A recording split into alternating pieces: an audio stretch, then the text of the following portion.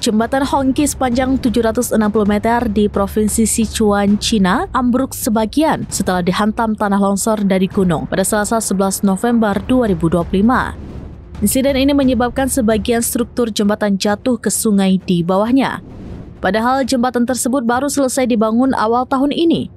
Video yang beredar di media sosial memperlihatkan momen saat longsoran tanah menerjang bagian bawah jembatan, memicu robohnya bentang utama karena beban dan benturan kuat.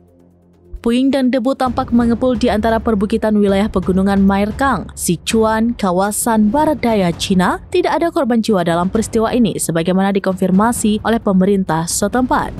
Pihak berwenang menyebutkan kepolisian di Mairkang telah menutup lalu lintas di jalur tersebut pada Senin 10 November 2025 sore setelah menemukan retakan pada lereng gunung serta bagian jalan di sekitar jembatan. Jembatan Hongqi merupakan bagian dari proyek jalan raya strategis yang menghubungkan Provinsi Sichuan dengan daratan tinggi Tibet sebagai upaya memperkuat konektivitas antara wilayah barat daya China dengan jantung negara. Pembangunan jembatan ini termasuk investasi besar infrastruktur di wilayah pegunungan yang rawan bencana alam seperti gempa bumi dan tanah longsor.